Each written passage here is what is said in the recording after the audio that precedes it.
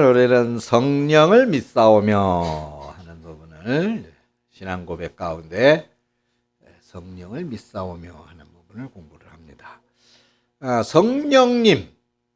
근데 이제 우리는 성부, 성자, 성령 이렇게 하나님을 삼위라고 부르죠.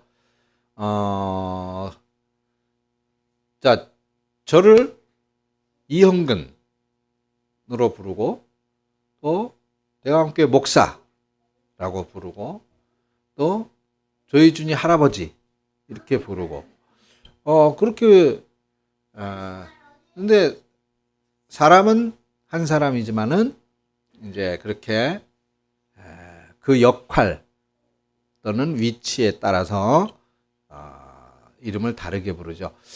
조금 이제 비유가 다르기는 하지만은 하나님도 그 하시는 사역에 따라서 성부 하나님, 그러니까 이 성부 하나님은 창조의 하나님이다 이렇게 보시면 돼요. 온 우주 만물을 창조하고 섭리하시는 역할을 하셨다. 그 다음에 성자 하나님은 누구야? 예수님이죠. 사람의 몸으로 이 땅에 오셨다가 십자가의 구속을 완성하시고 하늘에 이제 하나님 보좌 우편에 계시는. 자, 그 하나님 보좌 우편이라고 하는 것은 장소적인 의미가 아니라 그분의 권위적인 그런 비유로 이해를 해야 된다 말씀을 드렸죠. 그는 가장 충만한 자리, 충만한 모습, 또 가장 그 권위 있는 모습의 비유로 하나님 보좌 우편이라고 그렇게 표현을 했다라고 말씀을 드렸습니다. 그래서 예수님이 바로 성자 하나님이에요. 그죠? 예수님이 성자 하나님. 그러면 이제 성령 하나님, 성령 하나님이신데 이 성령은 이제 하나님의 영, 하나님의 신 이렇게 말할 수 있는데 이 성령 하나님의 역할은 뭐냐면 그러니까 하나님의 어떻게 표현을 해야 될까요? 그 기운, 하나님의 기운,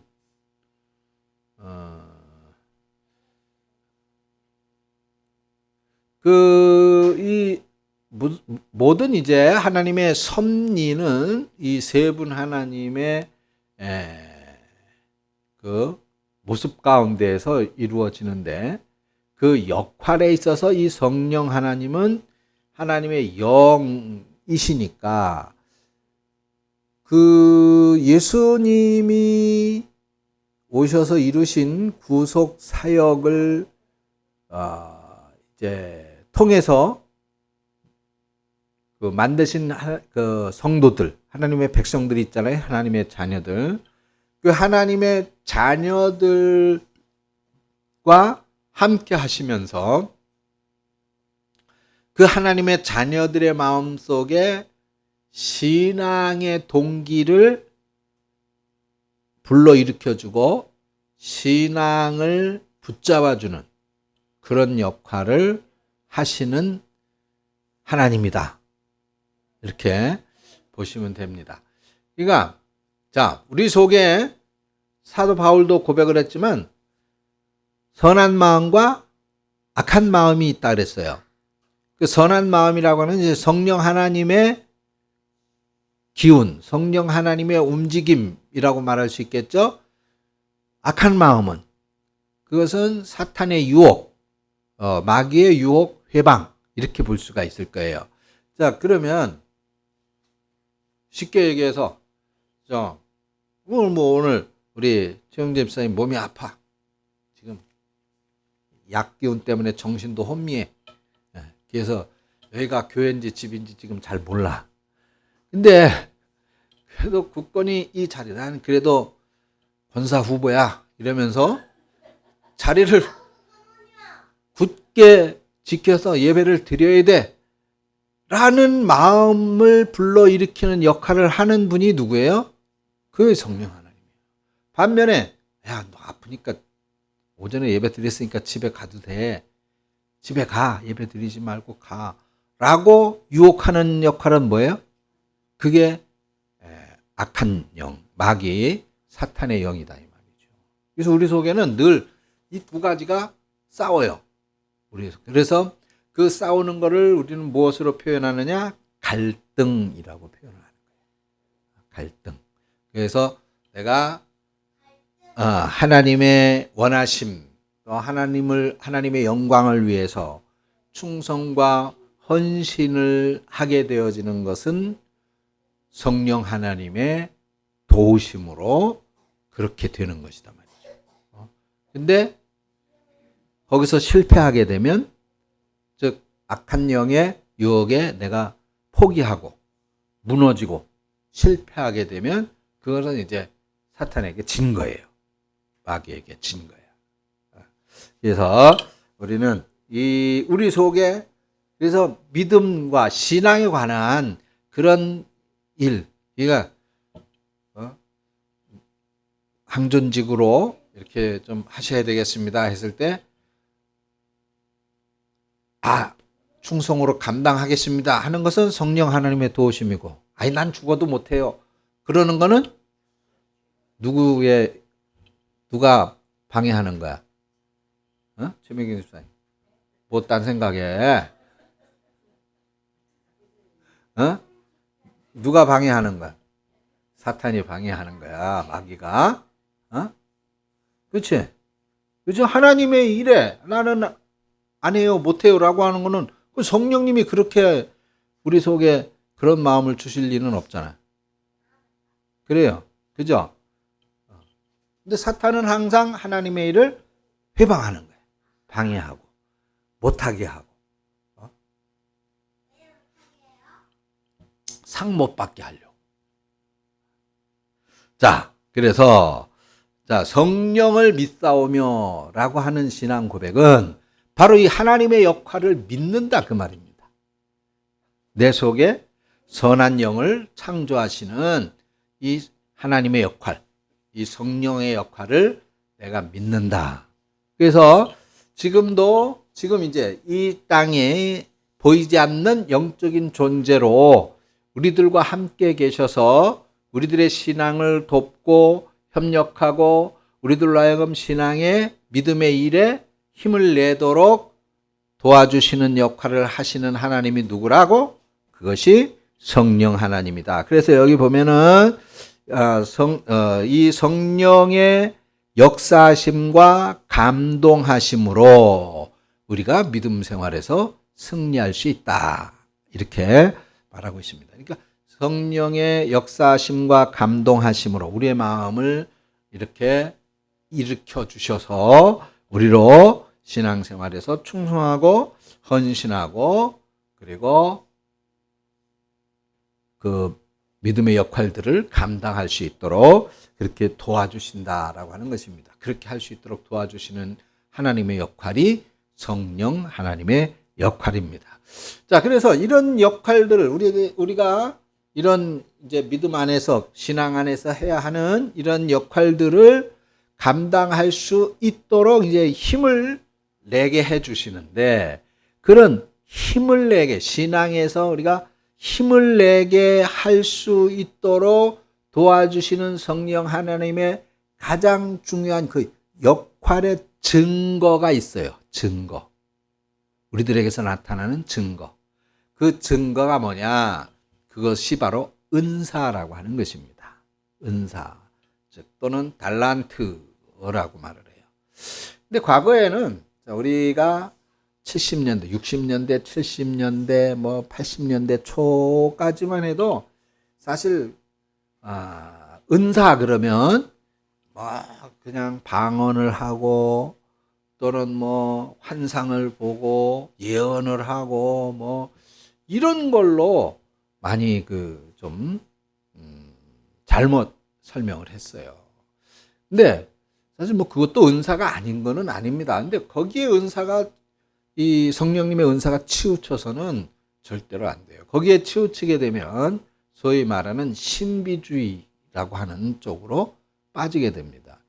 신앙의 어떤 헌신과 충성은 그리고 열매는 전혀 없이 그냥 그렇게 신비한 경험만 쫓아다니고 그런 것들만 찾아다니는 그런 현상이 발생한다고 말이죠.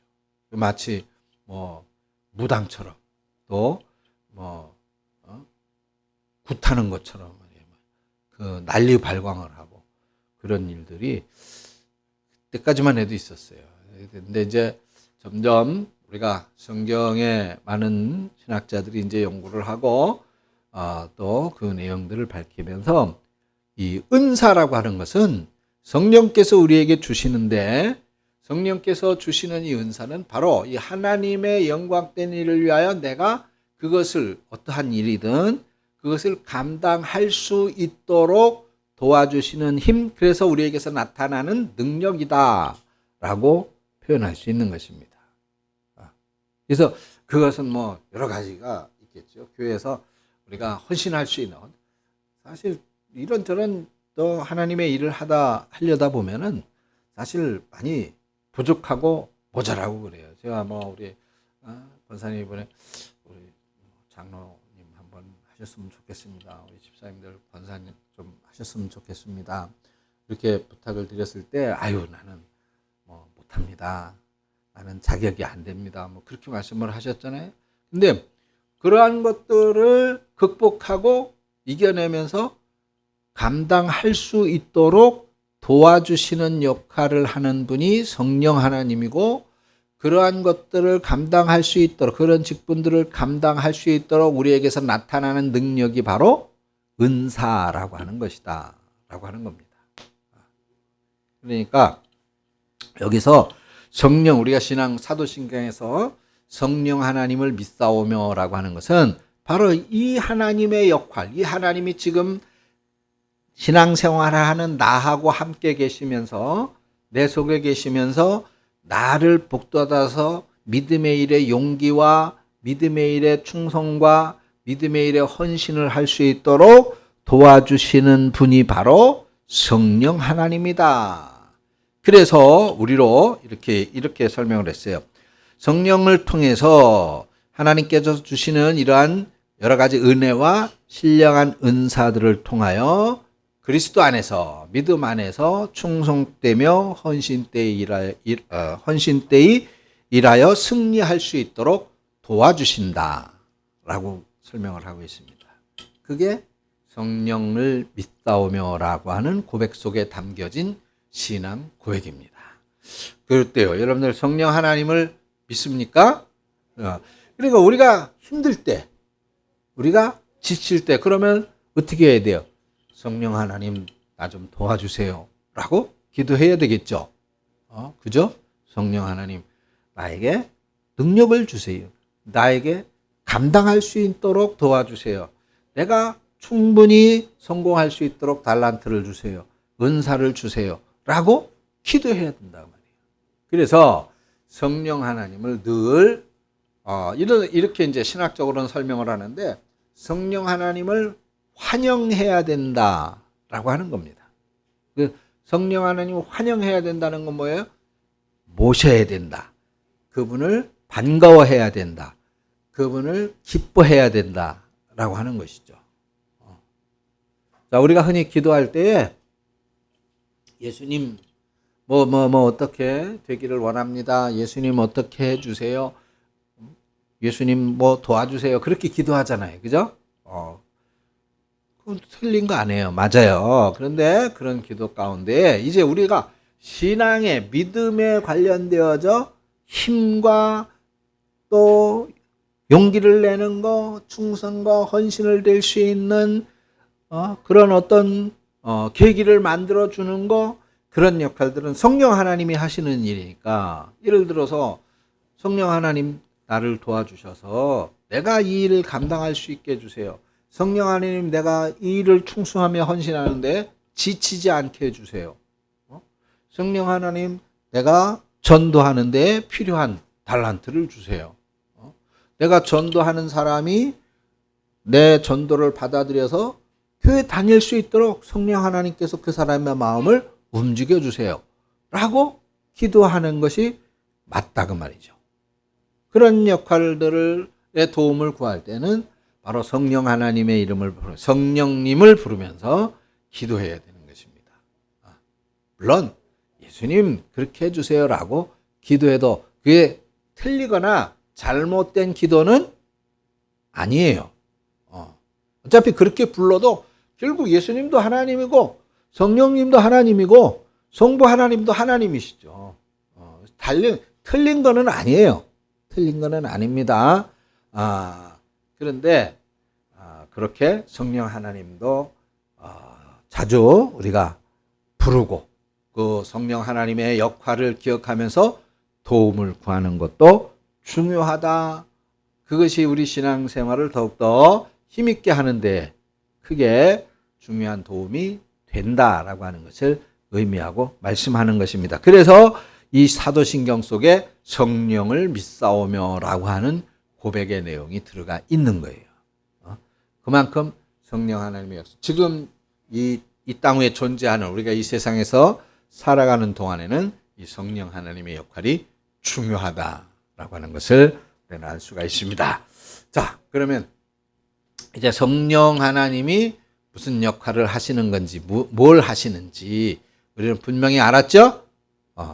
그러니까 우리가 신앙생활을 하면서 늘 이 성령님의 도움을 구해서 우리에게 맡겨진 일들 충성하며 헌신하는데 지치지 않고 또 하나님의 거룩한 사역을 해 나가는데 우리가 필요한 역할로 쓰임받는 그런 달란트를 받게 하셔서 그 쓰임받는 하나님의 사람들이 될 수 있도록 늘 성령 하나님을 환영하면서 기도할 수 있는 저와 여러분들이 되어주시기를 축원합니다. 기도하겠습니다. 하나님 아버지의 은혜를 감사합니다. 특별히 오늘 성령님께서 우리와 함께 하심을 믿습니다.